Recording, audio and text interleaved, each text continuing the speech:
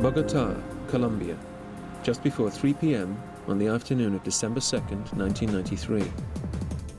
From a hotel room, a 16-year-old is on the phone to his father, who is some 300 miles away in Medellin, Cocaine City. The son is Juan Pablo Escobar, the father, Pablo Escobar, the world's most wanted drug lord. The phones they're using and the words they speak are betraying them.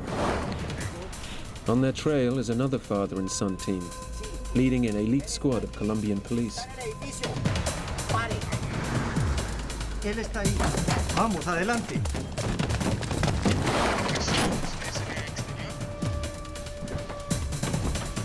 Algo está pasando. Pablo Escobar was the king of cocaine. For years, he terrorized and murdered thousands of people and made billions of dollars.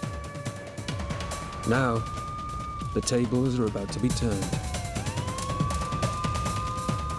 Based on the testimony of those who survived and the transcripts of Escobar's own telephone conversations, this is the second-by-second story of Pablo Escobar's final hour.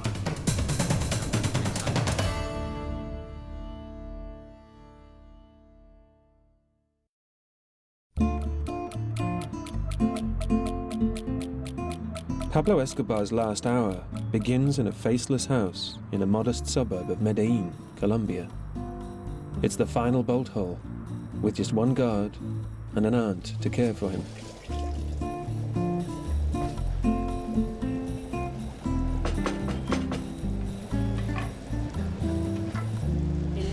His taste in food was simple.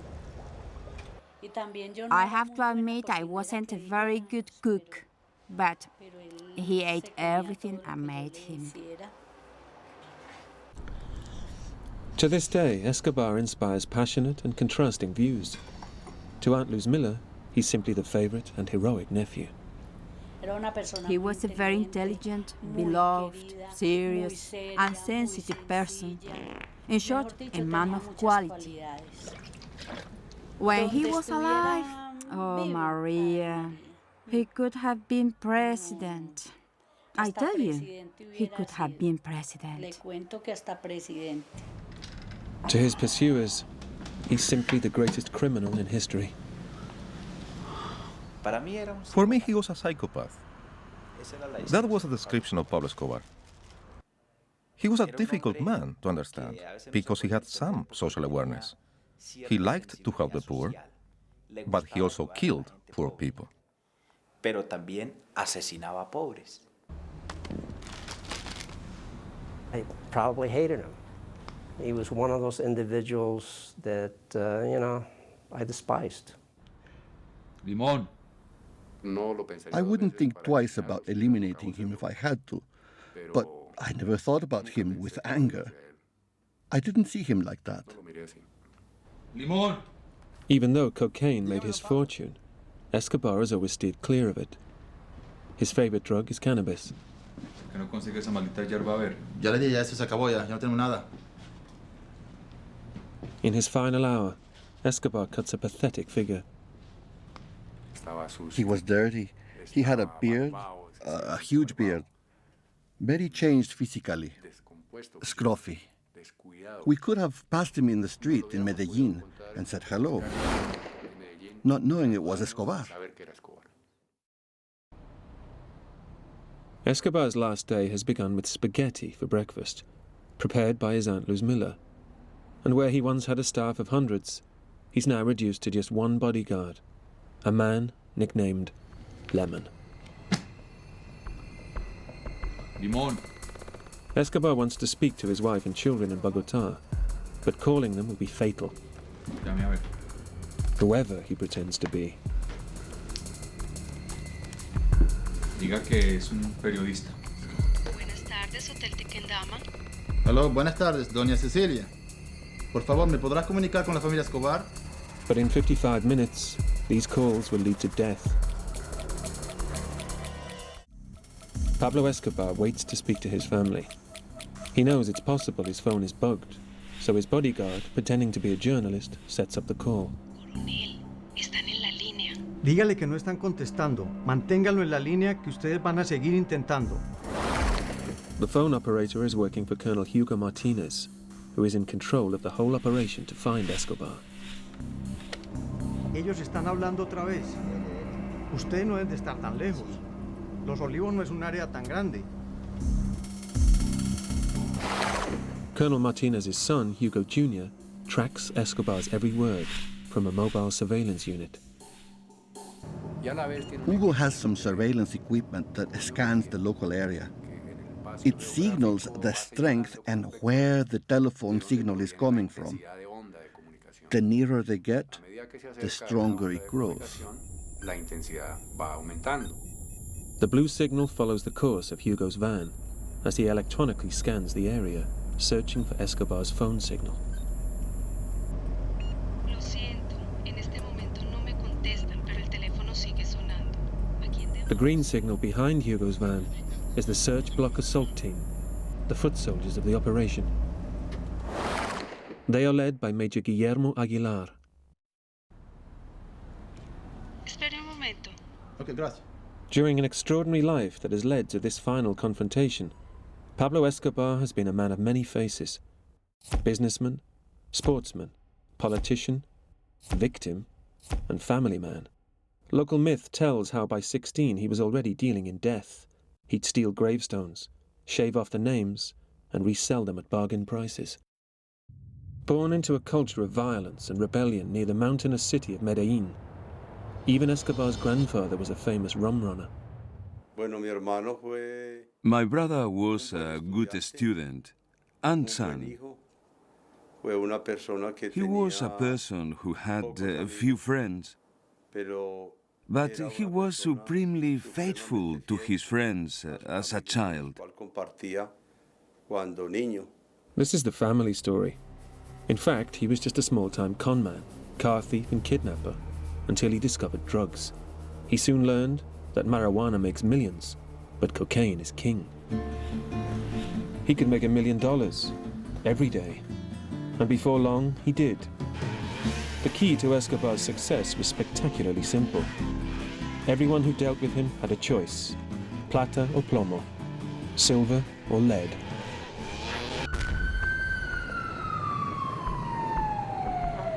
When he was arrested in 1976 with 39 kilos of cocaine, the judge received a death threat. The two arresting officers were murdered. The judge who signed his arrest warrant was murdered. The journalist who published an account of the arrest was murdered. The newspaper where the journalist worked was bombed. But now, from his safe house in Medellin, Escobar is trying to use the press to get public opinion behind him. Okay.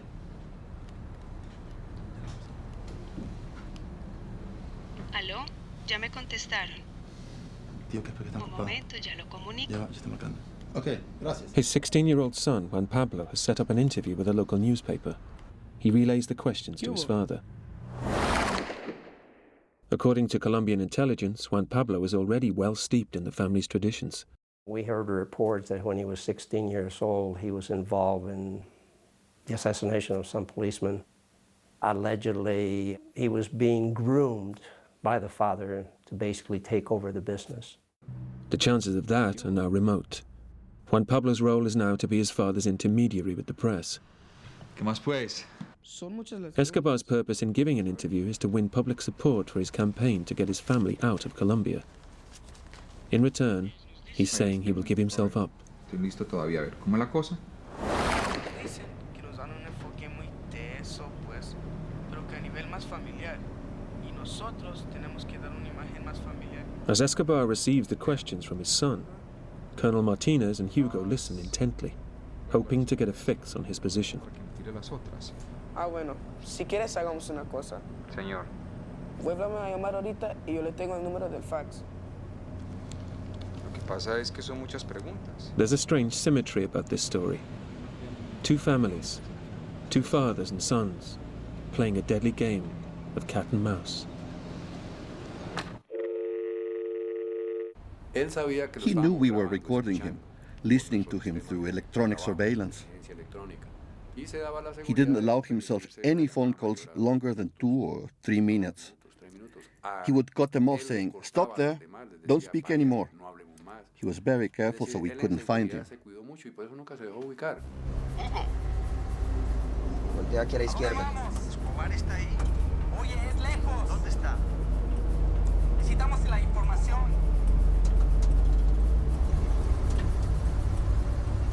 Dele. Así. A secret US Army surveillance team, codenamed Centra Spike, flying above Medellin, is helping the search. It pinpoints Escobar's phone transmissions and relays them to mobile units like Hugo's.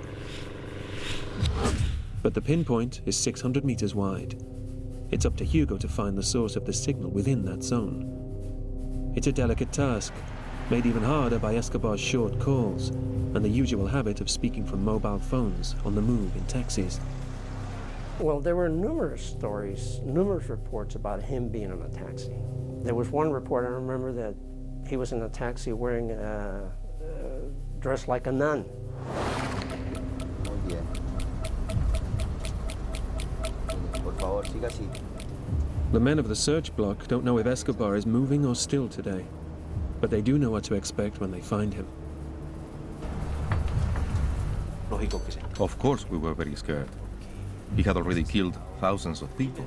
He killed 600 of our policemen just in Antioquia, plus the ones he'd killed elsewhere. So the moment he started killing, and the moment we knew that he was offering $1,000 per dead policeman, we knew who we were facing. In this, his final hour, Pablo Escobar may still be free, but not as he was in his heyday. In the early 1980s, Escobar had his own private zoo. He was moving hundreds of tons of cocaine into the United States every year. Forbes magazine reckoned Escobar was worth over $7 billion.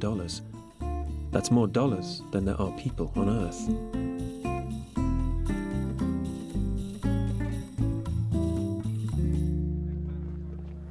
Shipments of multi-hundred kilos of cocaine were quite common.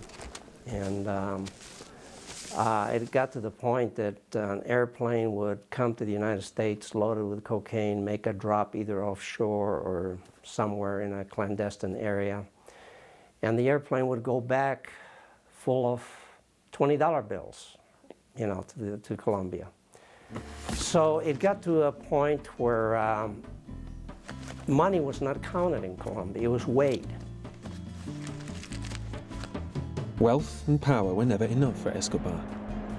He wanted to be respected, admired, even loved. And as extraordinary as it may seem, he really was loved. Precisely where there was a lot of poverty, he helped people. He gave them housing.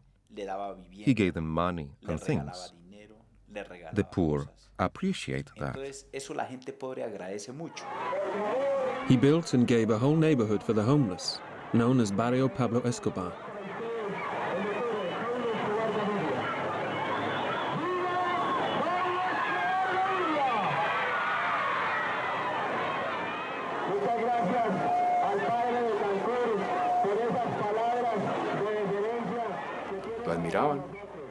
They admired him. For them, he was a Robin Hood. He robbed to help the poor. Or so he made it look. In return, the poor were ferociously loyal. They became his army of spies on street corners, in taxis, even inside the police itself. Teenage murderers queued up to gun down Escobar's enemies. He was so popular that by 1982 he was voted into the Colombian Congress. But soon after being elected, Escobar was publicly denounced as a drug trafficker and forced to resign his seat. It all began to unravel. On March 10, 1984, the Colombian Minister of Justice, Rodrigo Lara, authorized the seizure of a group of cocaine laboratories hidden in the jungle of Caquetá province. It turned out to be the biggest cocaine seizure in history. $1 billion of Escobar's cocaine was destroyed. Furious, he had Justice Minister Lara gunned down in his car. the Colombian government hit back with a new tactic. It introduced laws to allow drug traffickers to be extradited and tried in the United States. For Escobar, this meant war. No one crossed him and lived, as one former business partner discovered. But somehow or other, this individual did something that Escobar did not approve of. And he wanted to make an example of him in front of everybody else.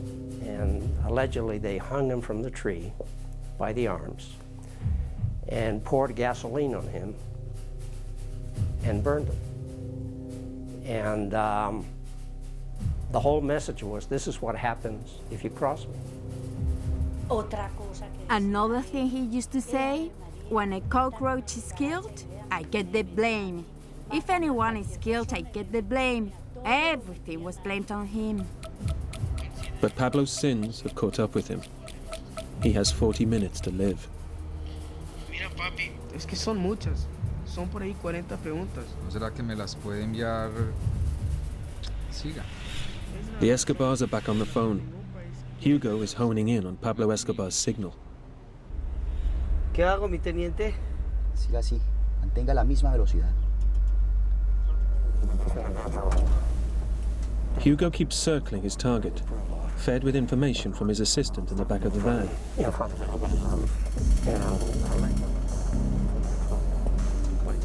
From the strength of the signal he's now getting, Hugo believes Escobar is hiding very nearby. His suspicions are zeroing in on the Obelisco shopping mall. ¿Dónde estás? ¿Qué estás haciendo? Estamos muy cerca. Manténganse atrás. Esperen hasta que confirme. No quiero que ustedes ataquen hasta que estemos seguros. De acuerdo, mi coronel. Hugo. Sí. Creo que él está allí. ¿Estás seguro, Hugo? Though Hugo is now convinced Escobar is hiding in the shopping mall, a strange ghosting effect on the signal is puzzling him. Even so, he thinks an all-out attack is worth the risk. Da otra vuelta, hay que estar seguros. After 5 years of searching for Escobar and several unsuccessful raids, the pressure on Hugo to be right is enormous. His father, his colleagues, in fact the whole country, await his next move. Sí. Sí. Él está allí. Está en el edificio. Pare.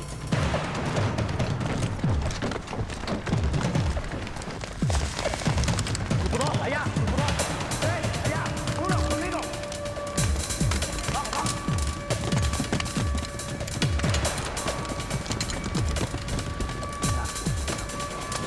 Ojo. Ojo.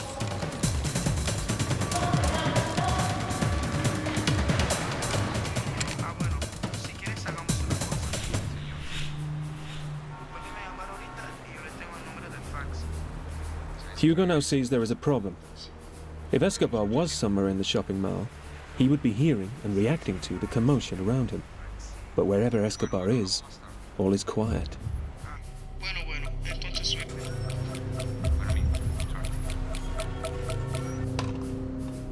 Evading his pursuers has always been an Escobar speciality. 8 years before, he'd waged a populist campaign against the potentially lethal threat of extradition to the United States. Yo estoy en desacuerdo con el tratado de extradición porque el tratado de extradición viola la Constitución colombiana en 23 artículos, atenta contra los derechos humanos porque todo el pueblo colombiano está contra él. He used to say, I prefer a grave in Colombia to jail in the United States. That said, Escobar enjoyed thumbing his nose at the Americans by slipping in undetected for a little sightseeing, as this photo outside the White House shows.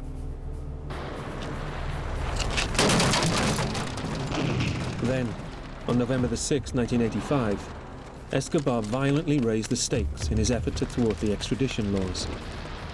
The Marxist guerrilla group M19 seized the Palace of Justice in downtown Bogotá. 11 of the country's 24 High Court judges were killed in the battle. It looked like an unrelated political disaster. However, many believed Escobar had paid M19 $1 million to attack the building, and while they were at it, destroy all the records of cases against the drug lords. Charges against Escobar literally went up in smoke. Colombian society was actually caving into the pressures that Escobar was putting on them. And they just wanted the bombing to stop. They didn't care what the government did as long as the bombing stopped.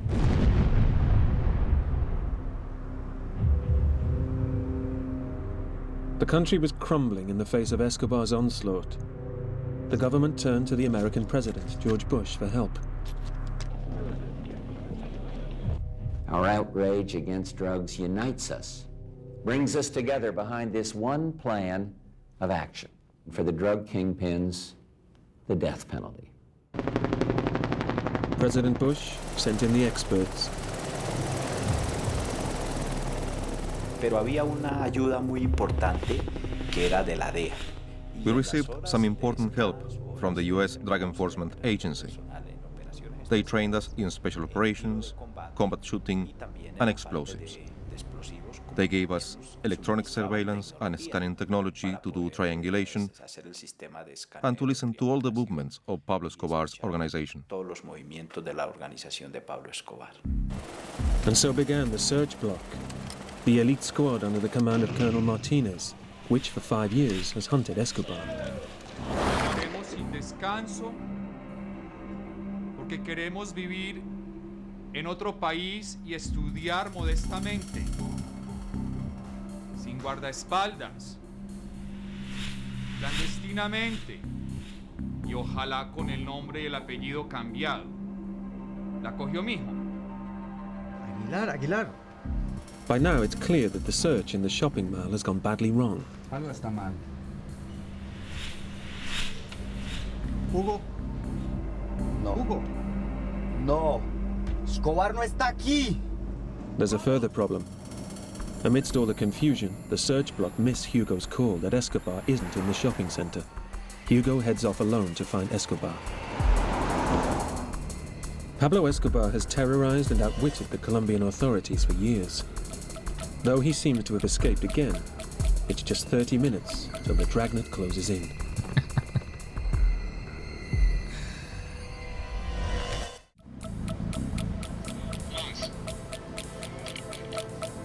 While the search block look for Escobar in Medellin's huge Obelisco shopping mall, Hugo tries frantically to work out why the raid has gone wrong. Hugo, ¿qué pasó? ¿Qué pasó? ¿Por qué no cogimos a Escobar? No sé qué pasó. Todo parece indicar que él estaba aquí. Tuvimos un problema con la señal. ¿Qué pasó con la señal? No sé, es como un reflejo, como de agua. Por Dios, pero... Hugo.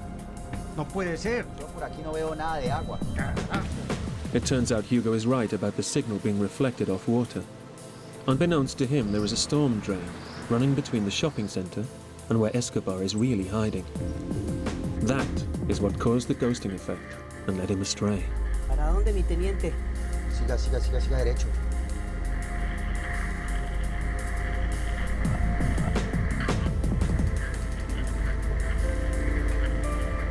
Voltea aquí a la izquierda.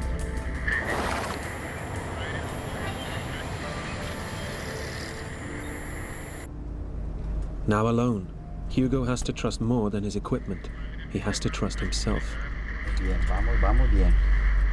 He follows his instinct, the signal, and the water that keeps crossing his path. Por favor, aquí una derecha.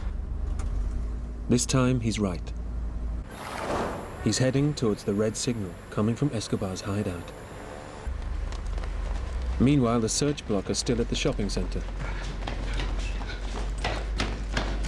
No está aquí, mi coronel. Where once he would have been constantly on the move, lately Escobar has become more sedentary. Maybe it's the cannabis. Maybe it's just middle age. Only the night before, he celebrated his 44th birthday. Gracias, tía.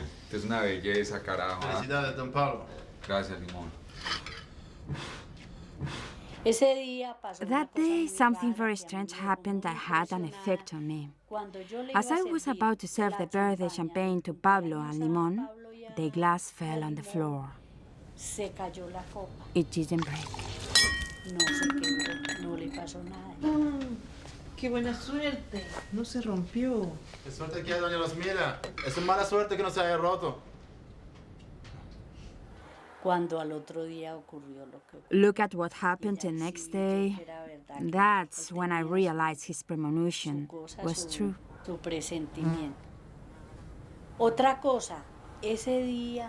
And there was another thing. That day, there had been a fly buzzing around Pablo's face. Like this. Like this, like this. It was one of those that feed on corpses. That was the day before the death.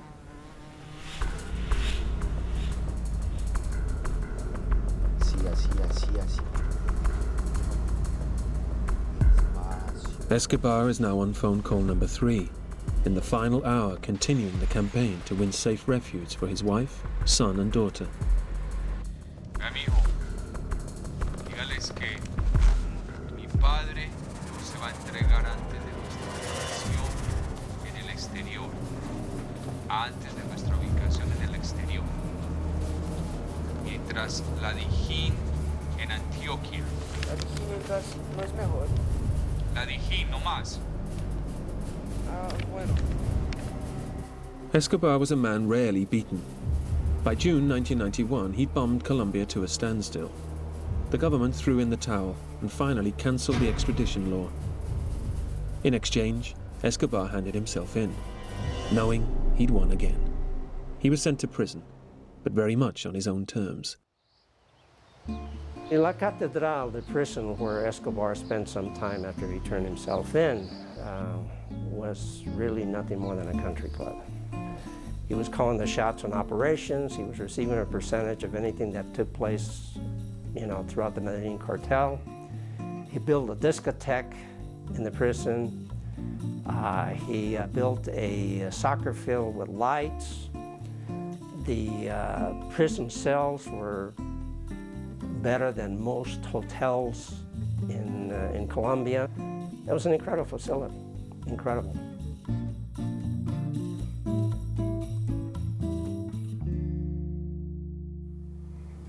It was both his fortress and Aladdin's cave. ¿Qué fue lo que pasó, mi coronel? No pasó nada. Esté alerta. Escobar used his mountaintop fortress overlooking Medellin to rebuild his empire and settle old scores. He ended up suspecting even his inner circle. He was already a bit paranoid. In July 1992, he called a meeting of senior traffickers. Suspecting his business partners, the Moncada and Galliano brothers, of creaming off profits, he hung them upside down and tortured them to death. Torture turned into actually cutting off fingers, hands, and in essence, ripping the body apart in an effort to make sure that they would never be found. President Gaviria tried to move Escobar to a real prison, but Escobar was having none of it. He simply walked past the army battalions sent to get him and escaped. They were too intimidated to stop him. It was just like, I'm going. And he went. He fooled everyone, including the authorities. By the time the sun came up, he'd been gone 2 or 3 hours. But by leaving his luxury fortress, Escobar had made the biggest mistake of his life. The government's answer was to throw money at the problem and offer a large reward for his capture. Escobar's former business associates had their own solution. They started to throw bombs at him. Enraged by the murder of the Moncada and Galliano brothers, and worried they would be next, Escobar's old trafficking pals revolted. A vigilante group appeared, known as Los Pepes, people persecuted by Pablo Escobar. They wreaked a terrible and sudden revenge. In essence, they used the same tactics that Pablo utilized to control the country. And they didn't stop at anything. They burned homes, they burned buildings, they assassinated followers of Pablo that were still with him. They left signs on the bodies saying that they were killed by the Los Pepes because they were collaborators of Pablo Escobar. Los Pepes systematically destroyed Pablo's organization. They killed his attorneys, they killed his bodyguards, Without warning, Escobar had gone from hunter to hunted. They also killed my sister Lucy. They killed her husband, they killed the cleaner. She was pregnant. That day, they killed 4 people. It's now less than 15 minutes to the final shootout. No es mejor. Ah, bueno.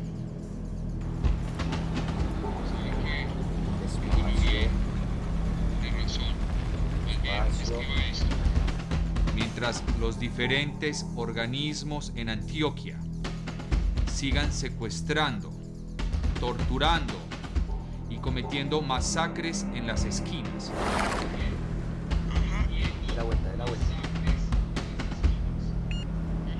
Absorbed in his telephone interview, Escobar has no idea that Hugo is now only yards away.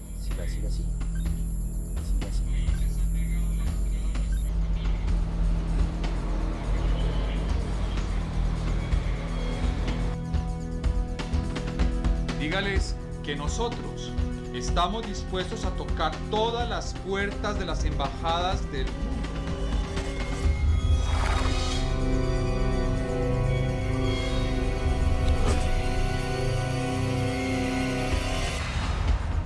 Él está allí. Escobar está allí. Voltea en la esquina. It's an extraordinary moment, as after 5 long years, the hunter and the hunted have locked eyes. Papá, papá, lo encontré, lo cogí, lo encontré, papá. ¿Dónde? Aquí está en la casa. No, pero no sé, yo creo que él me vio, él debe estar con sus sicarios, no sé, a lo mejor hay más en la calle, no sé. With Escobar now finally within reach, Colonel Martinez is faced with the hardest decision of his career: to do his duty or to protect his son's life. Quédese exactamente donde está. Cuiden bien el frente y atrás de la casa. Y no lo dejen salir. ¿Pero cuánto tiempo más debe estar aquí? Hágalo. Aguilar. Aguilar. Escobar no está ahí. Hugo lo tiene. Then I answered, you must face him if the assault team doesn't get there in time. I was so overwhelmed that we'd found him. We had waited for so long. I was sure we would catch him now. Pare. Cubra la parte de atrás y no permita que nadie salga por esa puerta, ¿me entendió? Nadie.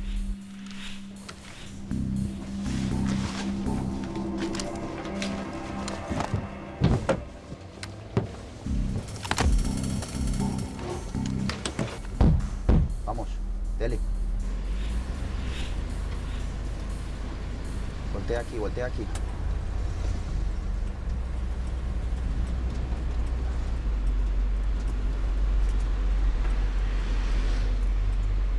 Pare.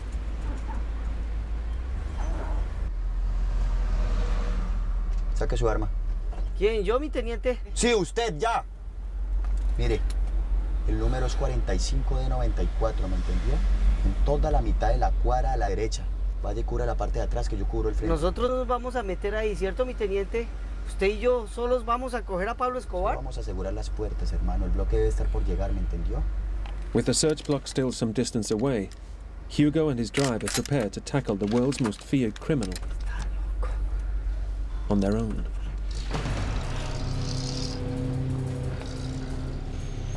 Mijo, usted las organiza bien. La ortografía. Here he is with one driver, Pablo in this house, with no idea with how many people in that house. I can't imagine what Hugo Martinez thought at that moment. I mean, here is a situation where there had been so many false alarms, there had been so many close calls, and finally feeling that he had Pablo in his sight.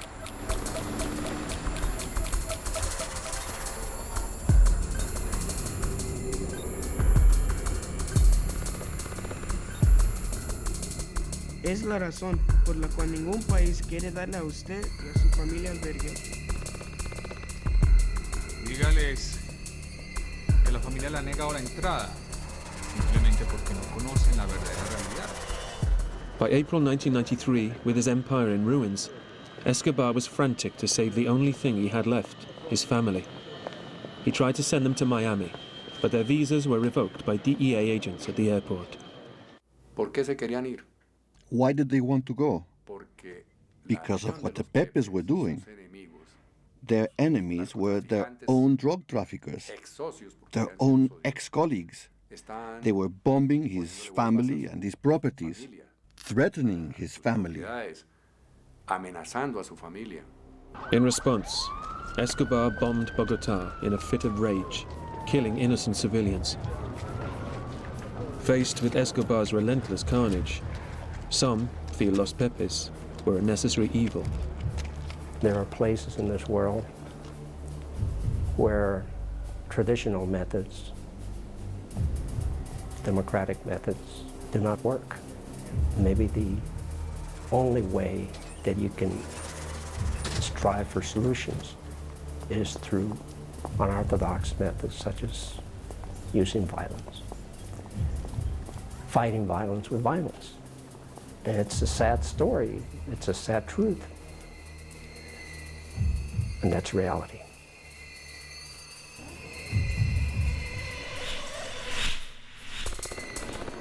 Just 4 days from the end, Escobar made a final bid to save his family.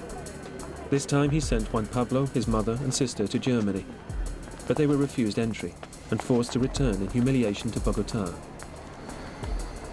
The Colombian authorities offered them protection at the Hotel Tequendama, but in Escobar's eyes, his family were now being held by the very people who wanted them dead. The inability even to protect his family showed just how far Escobar had now fallen. Escobar basically lost it, and he entered a state in which he stopped taking care of the little things that kept him alive. He stopped moving around when he spoke on the phone. He started making calls to the newspapers, to senators, to everybody he could in a desperate, frantic effort to try and get him to do something to help his family. And that was his downfall. That's how he was tracked down. With 4 minutes to 0 hour, Hugo is still alone. Bueno, ¿cuáles fueron las razones para que usted y su familia saliera el sábado pasado rumbo a Alemania? ¿Usted qué contestó? At last, at 3 minutes to 3, the search block arrives.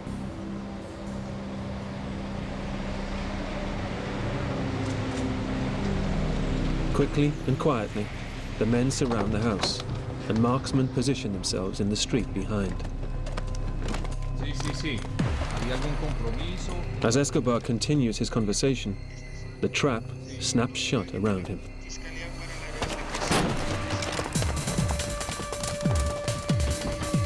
Algo está pasando.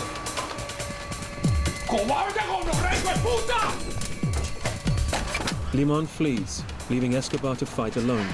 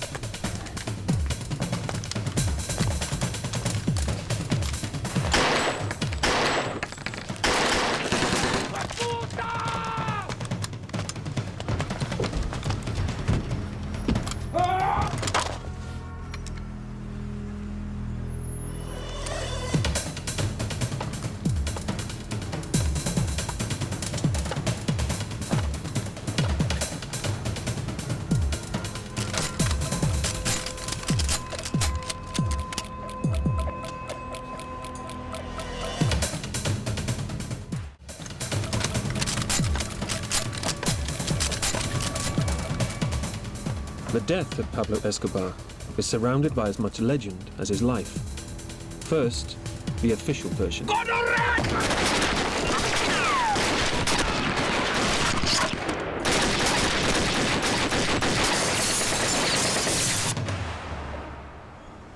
Es Pablo! Es Pablo! ¿Estás bien? Yeah. ¿Estás bien? Bien, bien. Avanzamos. We took cover when the shooting started outside. Y afuera hubo There muchos were at tiros, least por lo menos 300 shots. 300 disparos.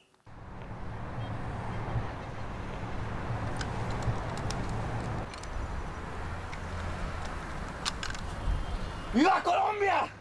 ¡Está muerto el Pablo Escobar! We all heard, "Long live Colombia," and understood Pablo Escobar had fallen. There are, however, other versions. One is that Pablo Escobar was felled by a killing shot straight through the ears. Some American researchers claim this amazing feat could only have been done by a US sniper from the ultra-secret Delta Force.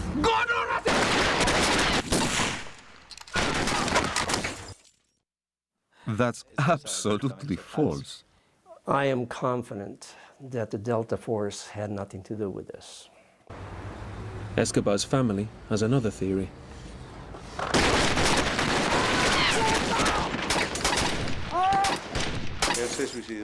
He committed suicide. He did not get killed. During all the years they went after him, he would say to me every day, if he was really cornered, without a way out, he would shoot himself through the ears. And he shot himself through the ears. I don't believe they killed him. He killed himself. Because he used to say, I prefer a grave in Colombia to jail in the United States.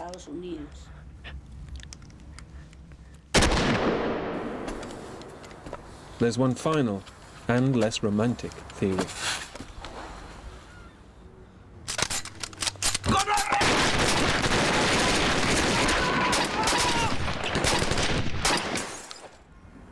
¡Es Pablo! ¡Es Pablo!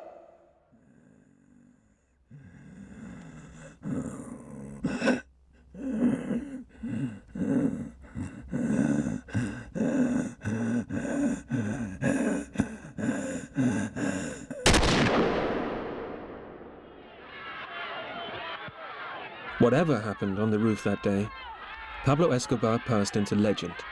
Grief exploded amongst his thousands of bereaved supporters. Yet some believe his death was just Escobar's last trick. I think he is still alive. It's not possible to get a man with so much money, who always stayed ahead of the law, who just walked out of jail so many times. I think he gave a load of cash to some guy who was tired of life. The family would be rich, and he would die instead of Pablo.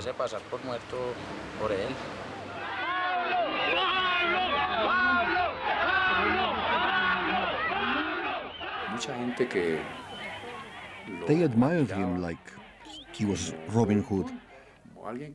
He did spectacular things. He helped the poor, so people don't want his name to die. But he was only a man. He's buried in Medellín.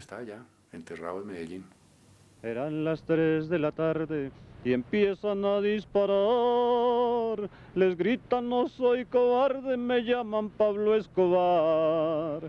Con el poder del dinero hizo temblar la nación.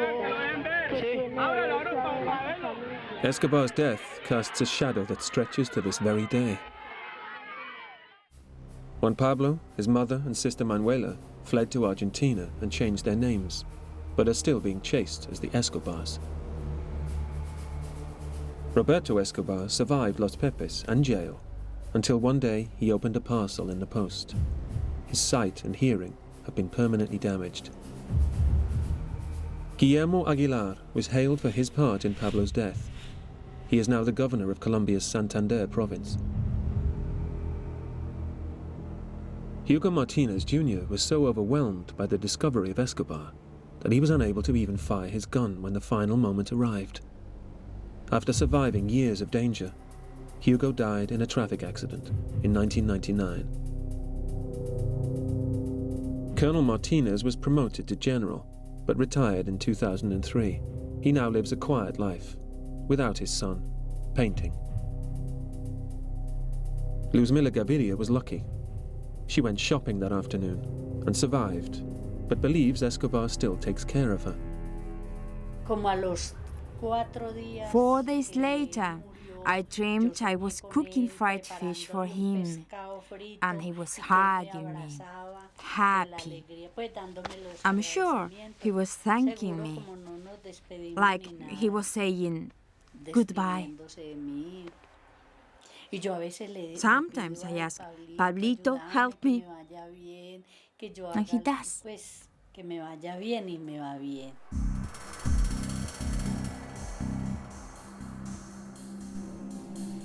Did the death of Pablo Escobar make any difference to the blizzard of cocaine that blows across America? Despite all the killing, cocaine only got cheaper and more plentiful than even Escobar could ever have dreamed.